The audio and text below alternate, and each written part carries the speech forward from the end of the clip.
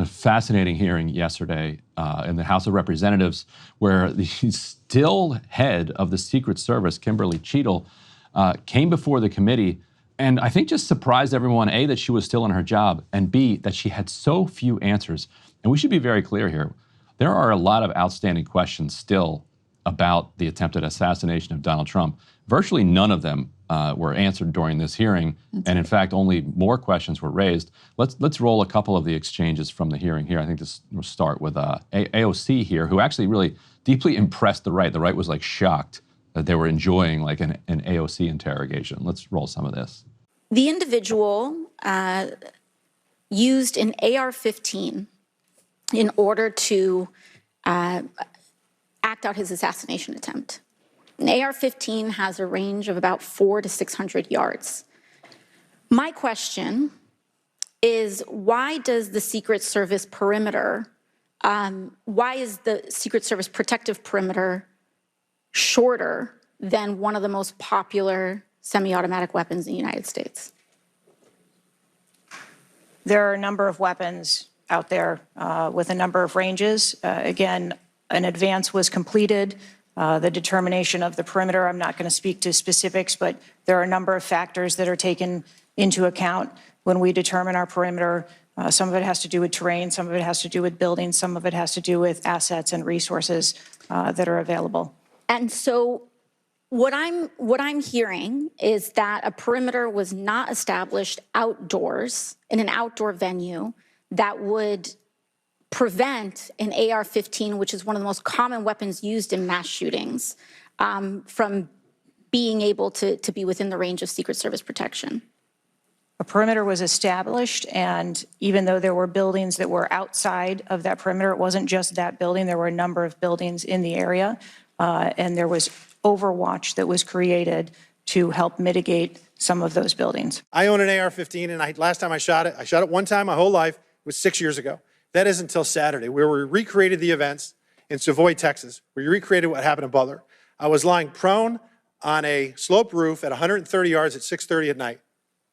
And I knew that he had a scope. I didn't know what kind, red dot or magnified. So I shot 8 rounds from both. You know what the result was? 15 out of 16 kill shots. And the one I missed would have hit the president's ear. That's a 94% success rate. And that shooter was a better shot than me.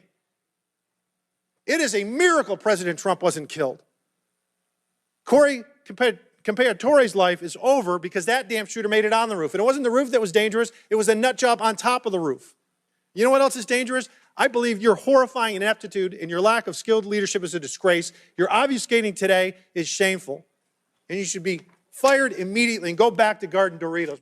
That's a reference. She was the PepsiCo, did security for Pepsi before this. That's what the Doritos reference was there. But an excellent question from AOC there, backed up by the Republican congressman, I already forgot his name, with these scopes, like when you look through these scopes at something that's 150 yards away, you could tell what kind of knot he did in his tie. You could tell the brand of it if it's like flopping out. Trying to imagine what the shooter was able to see through that scope is just deeply frightening because, as the guy said, you know, he himself tried it and squeezed off 15 out of 16 kill shots. He's right that from that distance, it is a miracle that he didn't hit him. And I really do think it was the crowd and we're going to get to this clip in a second. The crowd by saying shooter on the roof, that then got the Keystone cops to like boost one guy up and look at him on the roof, and then the shooter turned and like pointed the gun at the cop. Right. Then turned and fired. Right. Because he didn't have enough time to get himself set. I think that's why he missed. If he'd have had 30 seconds to calmly aim, because he probably saw, there's a Secret Service sniper pointing his weapon at me right now. So like difficult conditions. So let's roll this next clip, which is relevant to all this. Director Cheadle, as you know, the shooter began shooting at 6:11 p.m. Eastern on July 13th. NBC reported that at 5:51 p.m., 20 minutes before the shooting began, the state police informed the Secret Service of their concern. Now, the rally was not paused at that point, correct? No. And according to NBC, just 2 minutes later, at 5:53 p.m., the Secret Service notified its snipers about the gunman. The rally wasn't paused at that point either, correct? No. Let me show you some video footage by rally goers. If you could play the video on the screen up here. This was taken 2 minutes before the shooting started. If you could turn up the volume. Dangerous people, criminals. We have criminals. He's on the roof. He's right. We have people that Right should not be here, here. right on the roof. It's much He's tougher standing than up now. it happens. You went right on the roof, big guy. Ma'am, that doesn't look like suspicious behavior. That looks like threatening behavior to me. And the rally wasn't paused at that point either, correct? I can tell you, as I stated earlier, sir, that the moment that the shift surrounding the president were aware of an actual threat. That's a threat right there. The guy's on the roof and everybody's yelling at him. Yes. And directing the officer's attention to him. The rally was not paused at that point, correct? We are currently still combing through communications and when communications were passed. Did they share with you how many shell casings were on the roof? They have shared with me the Did evidence they they've collected. share with you how many shell casing were on the roof? Yes. Okay, how many were there? I would refer to the FBI for their How investigation many were there? and their information that they need to share in their investigation. So they've shared the information with you. You just don't want to share the information with us, correct? We have concurrent investigations that are going on. So they have shared this information with you. You know the answer to the question. You just refuse to answer the question from the member of Congress who has subpoenaed you to be here. Is there a different answer to that question? I was always willing to come here and testify before this oversight hearing. Beautiful. Then let's Wasn't a- do that that. was Let's necessary. for once have your actions match your words. So you've been in communication with the FBI. You know the answers and you refuse to tell us the answers. So I will ask you again. You know how many shell casings were on that roof. What is the answer to that question? I think it's pertinent. What to talk, is the answer to that question? I think it's pertinent to talk to you about the information that the Secret Service has. Would you agree that this is the most serious security lapse since President Reagan was shot in 1981 of the Secret Service? Yes, sir, I would. And, do you know what Stuart Knight did when he was in charge at the time of the Secret Service? Do you know what he did afterwards? He remained on duty. He resigned. Brutal, absolutely brutal. Yeah. The middle one from, that was Representative Lisa McClain, Republican of Michigan, asking about the shell casings is key because there are a lot of questions about whether or not there was another shooter there. And also how many shots did he get off and comparing the number of shots to the audio. And if you want to put any of those questions to rest, you would count the shell casings on the roof and see if they match the audio. Right. If they do, Okay. basically case closed. Right. For her not to provide that answer, for whatever reason she decided not to provide it. And to not even give a reason really why she admit that you know the answer and then just completely stonewall when pressed on it. Yeah, and to not know that the guy resigned after the Reagan shooting, like how do you not know that? How did you not yourself resign? I mean, it really is perplexing to me. I have to think that if Joe Biden had like a shred of sense about him, she would be gone. Like, it's unfathomable to me, given all that we've learned since this shooting occurred about the security failures. You can see truly bipartisan outrage. Like when those Congress people were questioning her, you really couldn't tell who was a D or who was an R because they all were so flabbergasted by these security failures. The New York Times, in another sign of how this is a deeply bipartisan concern at this point, we could put up tear sheet B3. They compiled a list of some of the questions that she would not answer, the shell casings being one of them. Here's some of the other ones. Why did the Secret Service not station an agent on that warehouse roof? She had previously said there were concerns because it was sloped, safety concerns. It was barely sloped, number one. That's just preposterous. Number two, your job is to jump in front of bullets. Your job is to put yourself in danger to protect your protectees. So, it just crazy on that one, but here she just stonewalls. Then, how many Secret Service agents were assigned to protect Trump in Butler, Pennsylvania? won't answer that for some reason. Who decided the warehouse roof would be outside the Secret Service's security perimeter, even though it was so close? Even though, AOC is pointing out this is one of the most popular firearms in America and it's well within its range. How could this be outside the security perimeter? Won't answer. Why did the Secret Service allow former President Trump to take the stage, despite people in the crowd pointing out a gunman on the warehouse roof? And we now know that they had identified the shooter as a suspicious person nearly half an hour before the rally even began. So it is inexplicable. It is outrageous that he was allowed to take the stage and that he was allowed to continue up to the point where he's getting shot in the ear and nearly directly assassinated. Another question not answered. How did the shooter, Mr. Crooks, get his rifle up onto the warehouse roof? Did he leave it there before the rally? We know he had made multiple trips now to the area before the rally, including, and I'll put this tear sheet up in a little while, including apparently he was able to fly a drone multiple times over the fairgrounds to get a bird's eye view so he could really properly scope out what his target range was going to be. And finally, what additional security steps did the Secret Service take after the U.S. learned about this alleged potential Iranian plot to kill Mr. Trump? So they have stonewalled on the shell casings, on the perimeter, on basics like how many Secret Service agents were assigned, on the timeline about what they knew and when. They say they haven't stored the radio communications, so that's probably lost to history over, what the communication was like and when they knew there was a very clear active threat that was identified by the crowd. This is utter insanity that she's still in the job.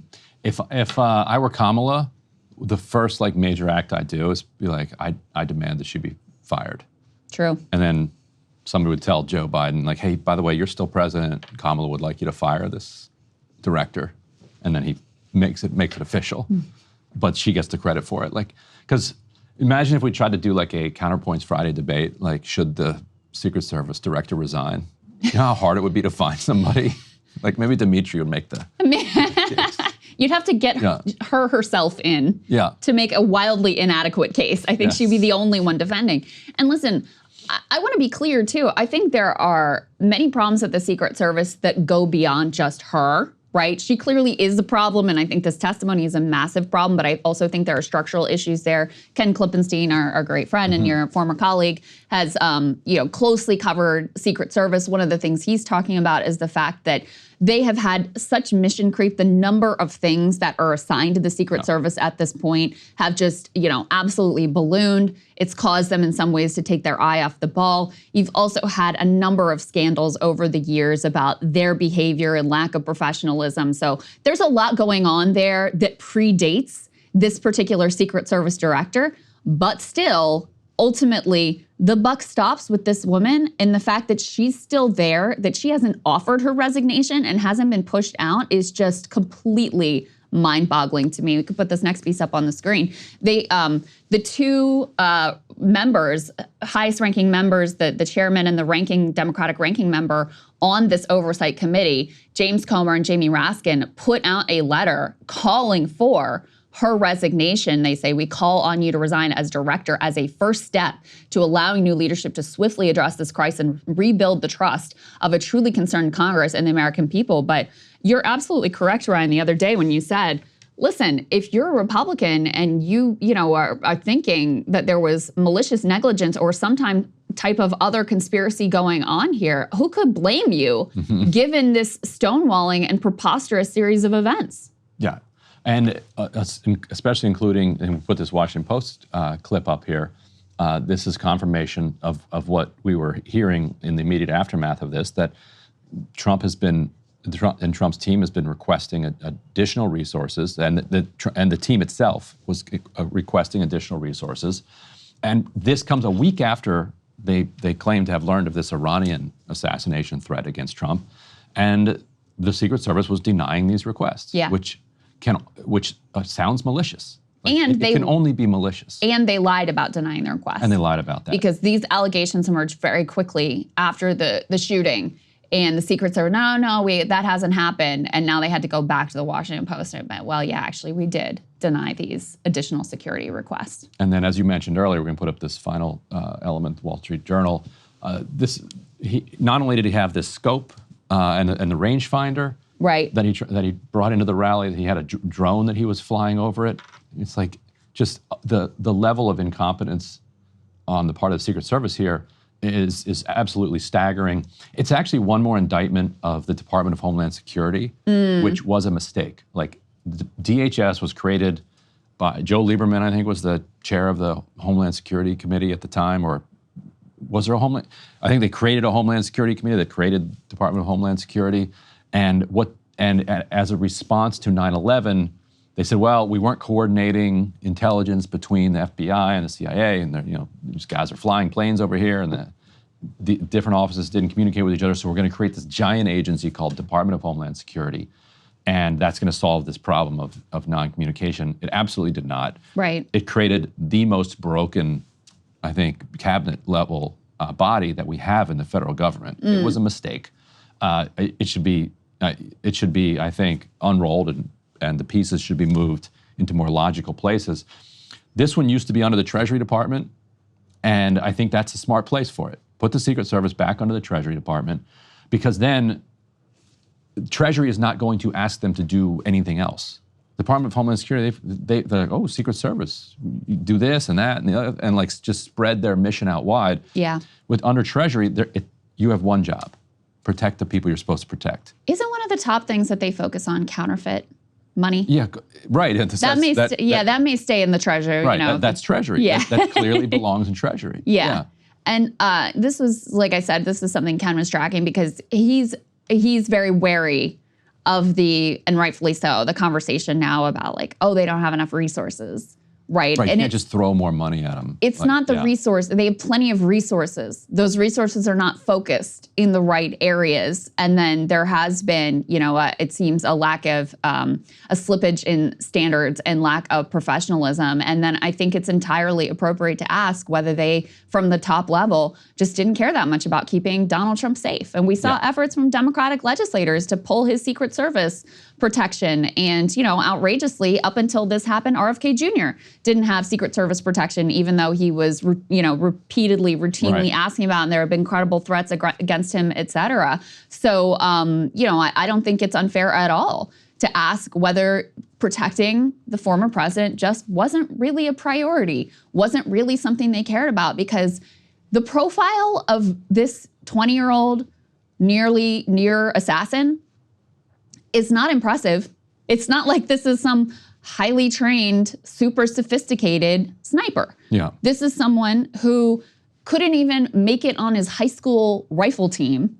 As a freshman. Right. He got better. Right. Yeah. Apparently maybe improved over the years, but was so not stealth that you had dozens of ordinary rallygoers spotting him long before he was able to squeeze off these shots against the former president. So it's not like this appears to have been some high-level plot. So imagine if there was a high-level plot. Right. There's no way that they would have disrupted it. He is a sitting duck, and by extension, probably anyone else that they're protecting is as well. Yeah.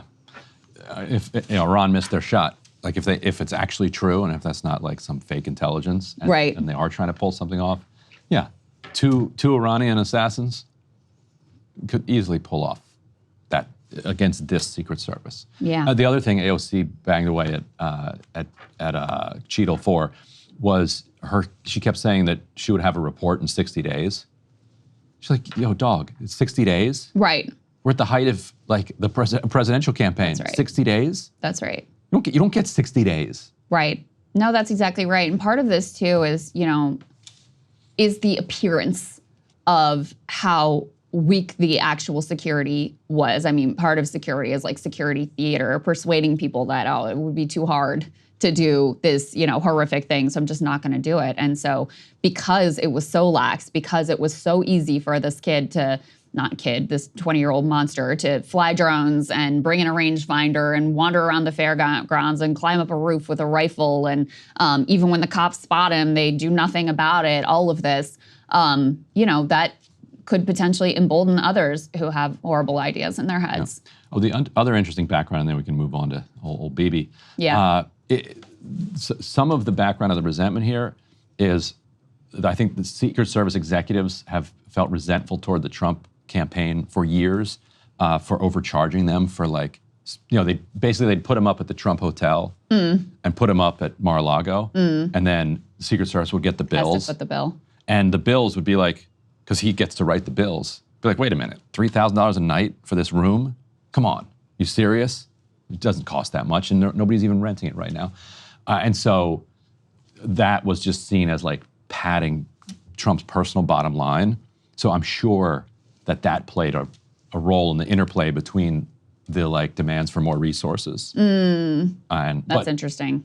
So. Very human, bitterness, pettiness, Yes. grievance, grudge, et cetera, leading to. Very Trump too. Leading to utter catastrophe.